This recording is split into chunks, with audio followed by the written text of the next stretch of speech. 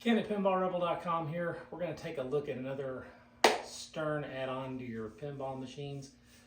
This one is their cabinet lighting kit that you can add to some of their games. In this case, we're going to be looking at the lighting kit for a Foo Fighters Premium Edition pinball machine. I'm going to do a little bit of the install and then take a look at the before and after, see what we think. So basically, Stern looked at what Penn Stadium and some of those guys were doing and thought to themselves, hey, we can make some more money here after the sale by doing this as an add-on. Star Trek LE came with this built-in. A couple of other games on the limited editions came with this built-in. But if you want it on something like a Foo Fighters Premium, you're going to have to pay to add it yourself later. So since we have one of those here, we thought we'd order one and see if it makes a difference and if it's worth the money. Let's see. So here is the Expression lighting kit we received from our distributor. Not much to look at on the outside. It is well packaged. This set us back $542 after tax. Bought it from our local distributor, which is Fun Amusements in Mesquite, Texas. So let's unbox this thing and see what we've got. Okay, here we go. Here we go. Off the bubble wrap. Here are the install instructions. Put those over there.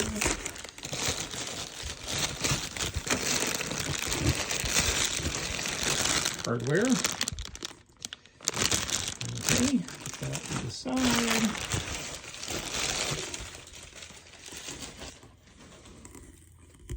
Lighting's on the bottom. I guess because I opened it for instruction. One other box.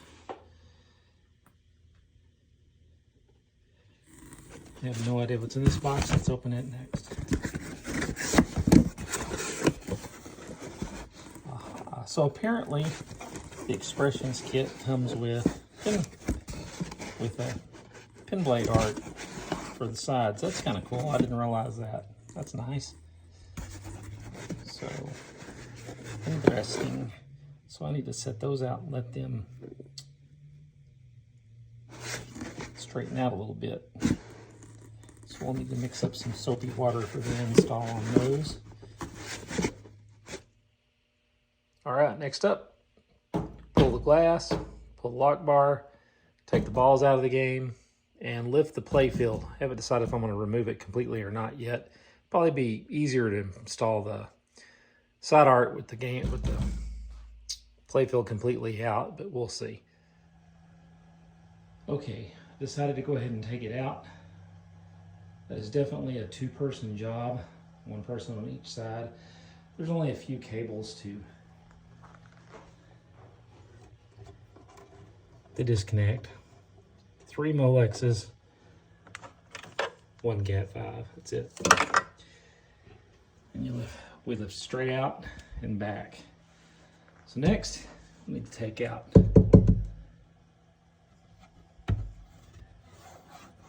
all the screws that hold this plate in. On that side, same thing on this side. Take these 2 plates out. Won't take long. So now this plate should just come out. And the machine's already routed for the lights. So this is where it's going to go. It's going to sit right inside of here. What I'm going to do is I'm going to put the side art decals on, whatever you call them things, blade art, side blades, whatever. One thing I always do is I never can get them right. So I always mix up just a little bit of soapy water and spray the cabinet right here and spray the back of the decal so you can reposition them a little bit. I mean, you don't have to drown it, but it does make life easier. There's not anything down this way that will hurt getting wet anyway. So that's next. Wet right here. Wet this down some.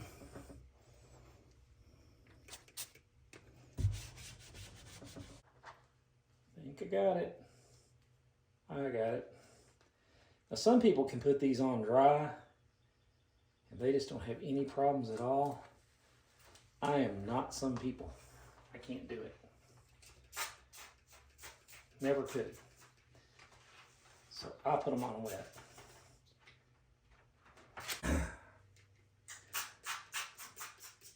Also have like a credit card ready to, or a putty knife, or not like a plastic putty knife, not like a knife, to get the air bubbles out.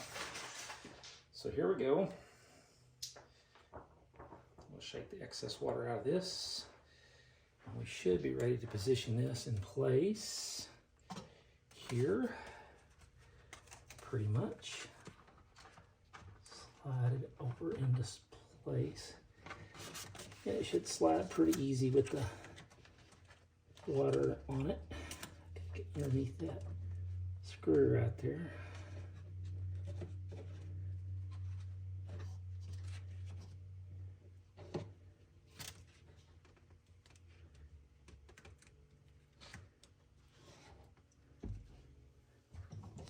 Quite there yet, are we? Nope, not quite. Getting closer, but not quite.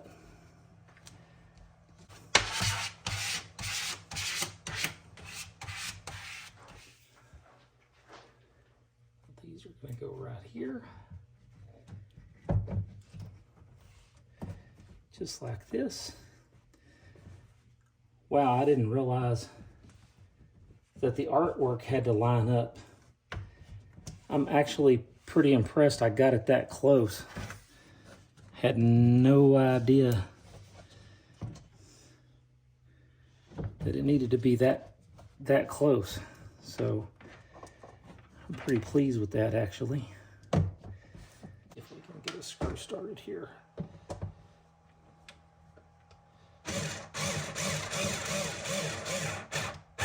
No problem there. Let's get another one.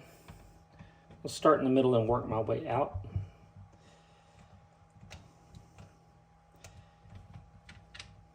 Maybe.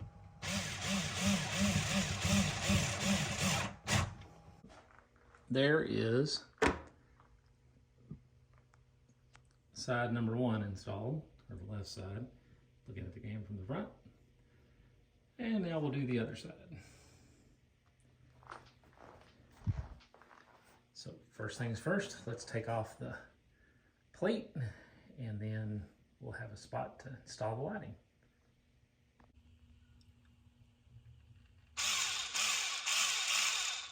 Okay, now we have the right side lighting module installed.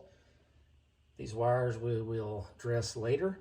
So now we need to install the right piece of side art. So we're going to install this one after the lighting so we can line the artwork up better. Okay, we've laid that decal in place. Now we're going to do the same thing. We're going to squeegee the extra water out of it with a credit card. Just like this.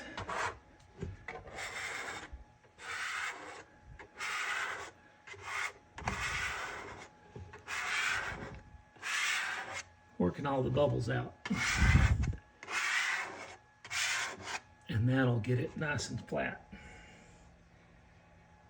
So there we go. Let's finish it up. Okay, the next thing I'm going to do is install these 2 little boards that come with this kit. Apparently there is a dip switch setting on this little board that matters, according to the factory instructions. You'll have to forgive me because I've got to use my phone zoom to even be able to see this thing. It needs to be on, off, on, on. These are all off. So we're going to switch these to on, off, on, on. There we go. That's better. On, off, on, on. They don't move very much, do they? I'll double check those, but on, off, on, on. Now, one thing you're going to have to do to mount the boards is you're going to have to move your, if they're if you bought the game new, you're going to have to move the packet and the manual and the extra slings and stuff. You're going to have to take it off because the pre-drilled holes are right here. See them? They're right down here. They're going to be underneath. I have a little water left over from my install of the decal, so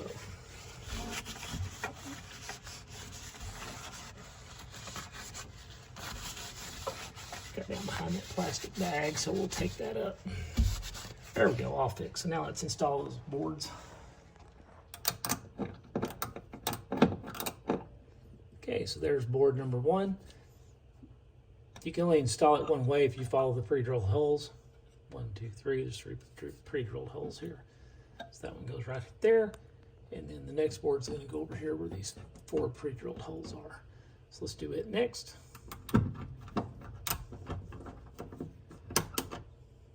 Okay, there's board number 2. So now the 2 control boards are installed for this mod. We do need to install a couple of extra of looms for the, I guess we could. Instructions come with them.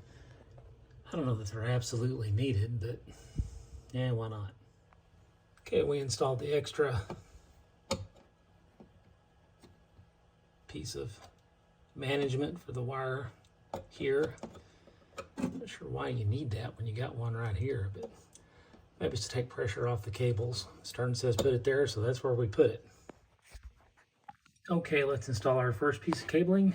This came with the kit. Red at the bottom. We're going to go right here. If I can do this and hold the camera. Go just like this. Okay, we got that side installed, and now we need to install the other side. The other side's going to go to the top of this board. The red's going to go to the right. So we're going to take this. We're going to flip it over best we can.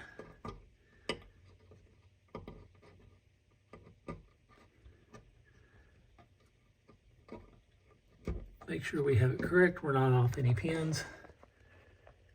And there we go. First piece of cabling is installed. Okay, we added a dressing clamp to this side.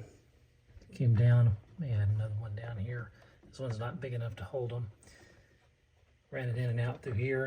Ran around, came around, and plugged in over here. Now, as you can see, they've color-coded these so you can't get them backwards. And these are keyed as well. So all you have to do is just match them up. And these are different sizes, so you can't plug them in backwards or get these two mixed up. One's power and the other one's. So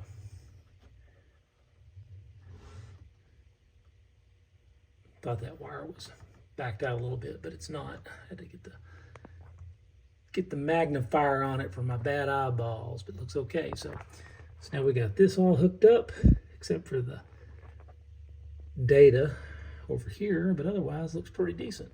Not bad. Okay, this part can be a little confusing. So what you need to do next is you got to plug in, you got to change where the Cat 5 cables are plugged in. So, or whatever they call these cables. So we're going to unplug the one that's plugged in here and take it loose from this cable management and this cable management. And we're going to plug it in over here on the new board we put in over here. So it's plugged into CN13 here.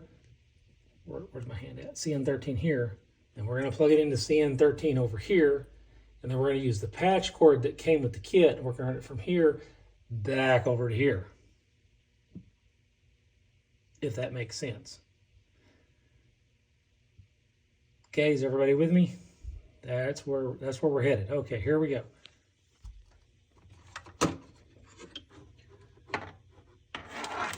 Okay, we've pulled it back out of the wiring management, and CN13 is the one on the right. Have to bend that over. So now that's plugged back in. It's plugged into CN13 on this little board. So now we need to run our patch cable from the new one back over to CN13 on this little board over here. Run it back through our cable management. So let's go grab the patch cord and do that. Okay, so now we're going to run back over from CN2 here, back over to CN13 over here. We're going to address all the wires as we go. Okay, so it shouldn't be that difficult.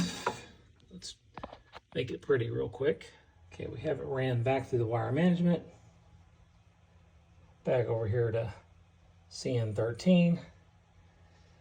Now the next thing to do would be to put the little filters on these cables to keep the speaker from having so much interference when they go on and off. And then we can put the playfield back in. So let's pop on the little filters that came with the kit. These little guys are easy to install. You just run the wire through there, bend them over, and click them. So we're going to put the next one on this little cable right here. And it's installed just like that. Okay, we've installed our filters on our lines. So that should take care of our noise. Now we got to put the playfield back in. And that's going to require more than one set of hands because at this point I've passed 50. And I don't do that kind of thing on my own anymore. So I'm going to yell for some help and we're going to put the playfield back in. Okay, we have the playfield installed. And now we can plug the power back in, fire the game up, and see what explodes. Here we go. So the last thing we're going to do is we're going to hop into the all lamp test and verify that our new little mod is working here. Seems to be working pretty good, actually. Good deal. Okay. Ta-da! So that finishes the install on the Expressions lighting system by Stern. It actually took longer than I thought it would. Difficulty-wise, on a scale from 1 to 10, shouldn't be that hard. I'd probably give it a 6 or so, just because of the decal install and having to take the playfield out. You don't have to take the playfield out, but installing the decals without doing that is kind of iffy about getting them exactly where you want them and so on and so forth. Otherwise, not too difficult. Looks fairly decent. Is it worth the money? I don't know. Probably not. To me, you don't play the lights, but looks kind of nice, but probably more expensive than it's worth.